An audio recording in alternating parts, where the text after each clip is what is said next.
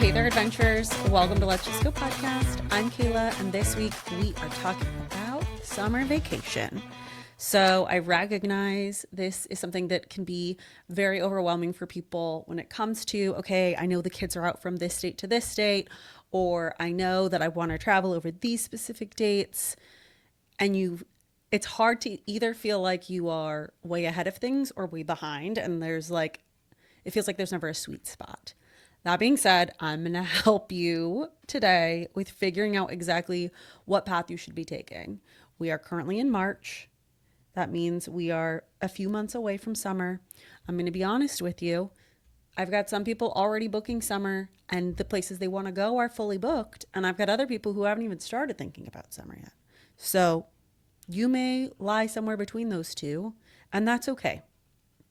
The very first step is figuring out who's going, when are you going, and what are your non-negotiables. So knowing at the very least a general time frame. Saying, I just want to travel sometime this summer, not helpful. Saying, I know that I want to travel between June 10th and the 24th for 5 nights. That's helpful. Then you've got some wiggle room to figure out what you're thinking. Who's going? Do you need one hotel room? Do you need an entire rental house? Like what are you looking for in terms of how many people are going and how to best fit those people in the accommodations? Also keeping in mind, it's better to be planning for too many people than too few people, because it is a lot easier to remove people from plans than it is to add them at the last minute to plans. And then what are your non-negotiables?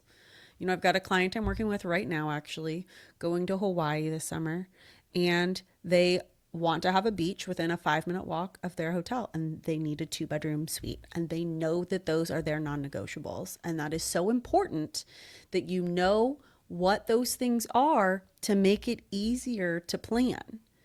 And if you're working with a travel planner, if you're working with an advisor of some sort, or maybe you're working, I don't know, with a group, and not everyone is aware of what is going on, it's good to make sure that those non-negotiables are expressed as early as possible. So if there is someone who maybe can't move around as easily, or there are dietary restrictions, those are the types of things that are really important to note at the very beginning.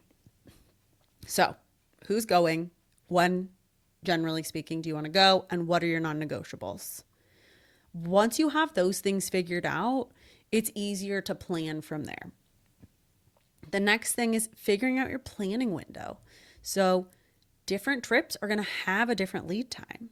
Even within the Disney universe, that is the case. If you want to go on a Disney cruise, the earlier you book is the less expensive that room is probably going to be.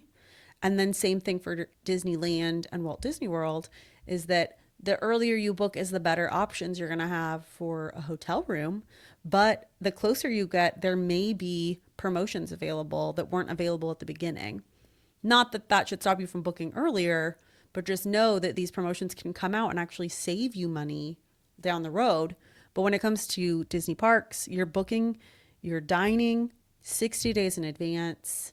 If you have any special experiences you want to do, that's 60 days in advance. So if you're booking a trip to a Disney park with 2 weeks before you arrive, you just have to remember that your options are going to be much more limited.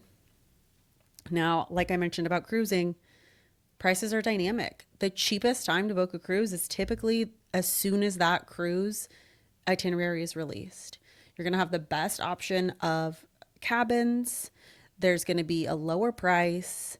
And same thing as the Disney parks, as promotions become available, they can be applied, so you can end up saving money. But as you get closer to that sale date approaching, there's going to be less availability and things are going to be more expensive. So that's just something to keep in mind. If a theme park or a cruise is what you're wanting to do, you may need to be booking that further in advance.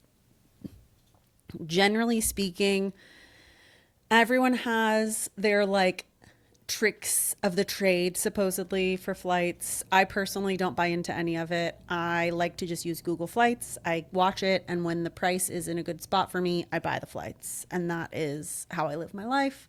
That is how I suggest all of my clients also book their flights. You will hear people say different time frames of when you should book them and specific days of the week and make sure you clear your cache. And all of that doesn't matter nearly as much as you think it does. Just paying attention, making sure you don't go, oh my gosh, we're supposed to travel in a week and we haven't bought a flight. That's bad. Don't do that. Unless you're really fly by the seat of your pants people and your budget doesn't matter, then by all means, book a flight a week out. I will say in the summertime, things do book up quickly. So I'm going to use the example again of this Hawaii trip that I'm working on. They are wanting a 2-bedroom suite, and I'm finding lots of availability for great hotels, but 2-bedroom suites are long gone. And that's the same thing for a Disney trip. If you're wanting to have multiple bedrooms, those are usually gone very quickly as well. It's just making sure that you understand that the time of year, especially summertime, will dictate how quickly things fill. So if you're looking at, let's say, end of May, your options are probably going to be a lot greater than middle of July because of the fact that everyone is full into summer vacation in July versus not as many people being ready for a summer trip in May. It really varies from place to place. I'm personally traveling to Italy this summer. I've got a little bit of stuff booked, but not a lot. And I recognize that it being March and my traveling in June means I really need to get on it and start booking stuff. I've got my flights booked and I've got a couple of accommodations booked, but not all of it. And I need to be acting quickly, and I know that. My point here is I don't want you to panic. I just want to make sure that you're setting your expectations that if you're wanting to go somewhere that is a peak summer travel destination, just know that the earlier you plan is the better luck you're going to have visiting that destination and getting into the accommodations you want and booking the tours that you want and the dining reservations that you want. All of those things are going to be better booked further out. It's not that you can't book closer to travel dates. It's just making sure your expectations are set appropriately. That leads me to the next thing, which is setting a realistic budget. So it's really hard to appropriately plan a trip without knowing how much money you're looking to spend. This is a conversation that I have very regularly about what budget means to different people. So I'm a bougie girl through and through. I'm going to pick the nice hotel over the Motel 6. That's just who I am. I have a budget that is probably much higher than others when it comes to traveling. And I am willing to spend more money and think, oh, that's not that much money, because I'm also working in this industry and I have been for a decade.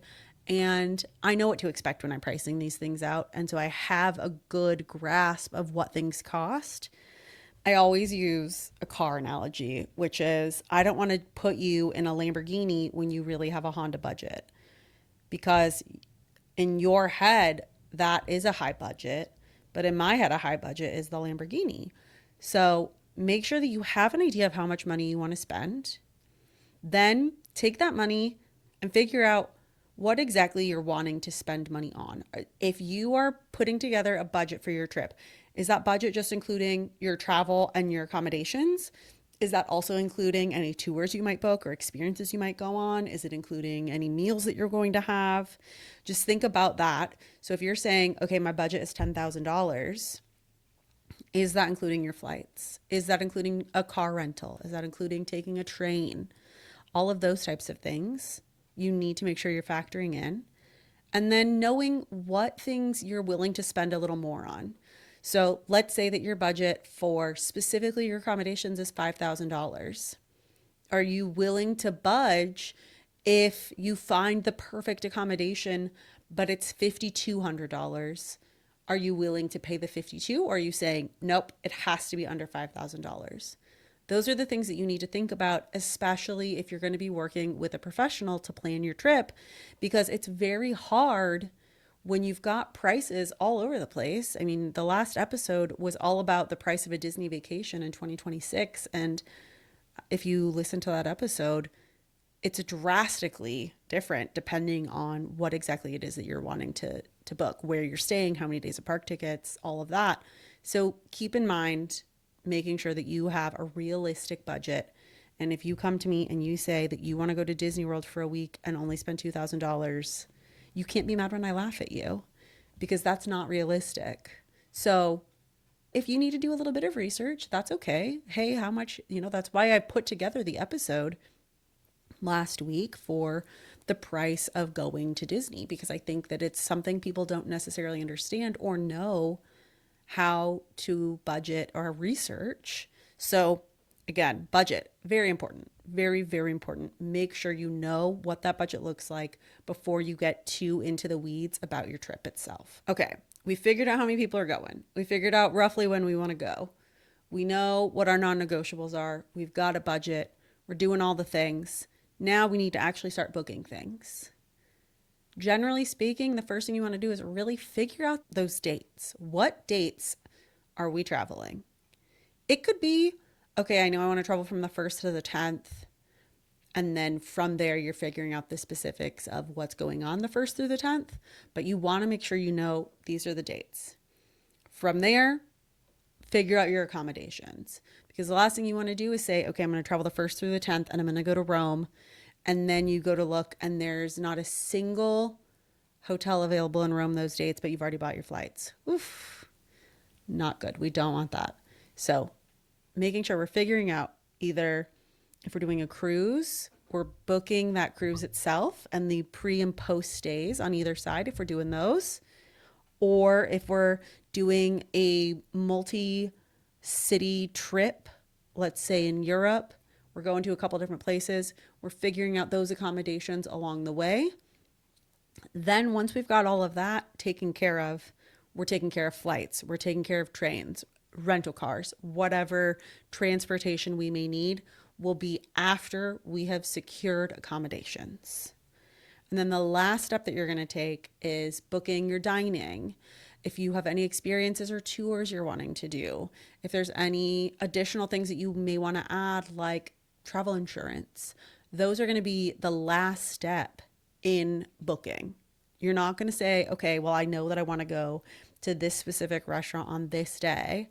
And then you go and look at flights and there's no way to get a flight to where you want to go in a decent price range. That's unfortunate. So definitely make sure you're thinking about the order that you're booking things in as you are planning out where you're going to go and what you're going to do for your summer vacation.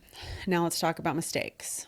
These are some common things that happen, and I want to make sure you have the right frame of mind when you're going into planning all of this. Don't wait until you have everything decided to book. You can book a hotel. You can book your flights. You don't need to have every single piece of your trip planned before you book things. For example, you don't need to wait until you're in your dining window to book a Disney vacation. You don't need to wait until you're within a couple of months of a cruise to book it. I booked a cruise for clients a few months ago, and we knew that they were going to want to fly in a couple of days early and maybe stay a couple of days later. Cruise was booked. The next thing we did was we said, okay, now we're going to do 1 day post and we're going to do 1 day pre-cruise. So we've got that figured out. And then they bought their flights. And we can do that in different steps, and that's okay. You don't have to wait until you're like, okay, I know I want to do this first and this second and this third. And then once I've got everything, I can book it. Don't do that. Another common mistake is underestimating how much stuff costs.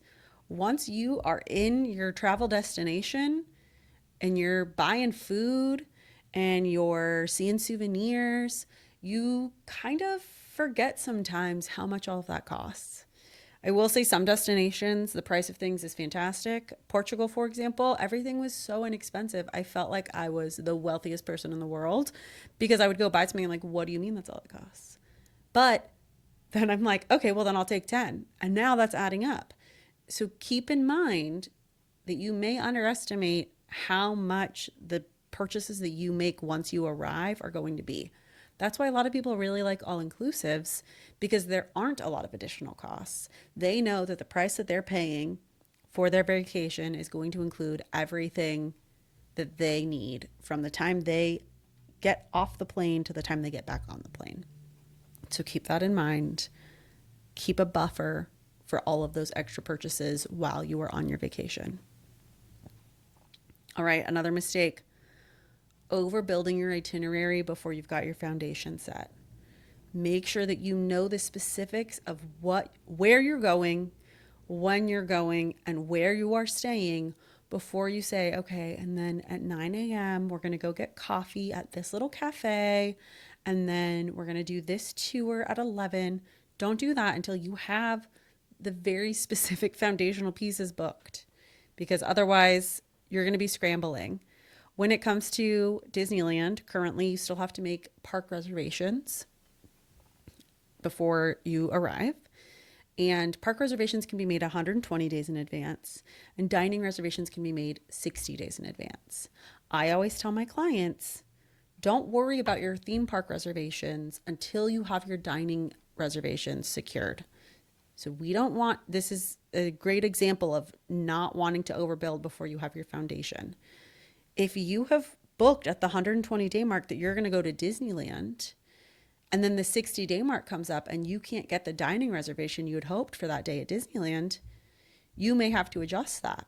So make sure you're doing things in a logical order that makes sense and that you've got all of those foundational things taken care of before you start adding on all of the extras. All right, this is really the biggest one, if I'm being honest with you. You cannot assume that availability is going to stay. I feel so bad when I send a quote to somebody and I say, okay, here's what the price looks like. And then a week later they go, okay, I'm ready. And now that price has changed. That room type is no longer available. These things happen. If you are ready to book a trip, you need to really be ready, because the price of a flight can change from minute to minute.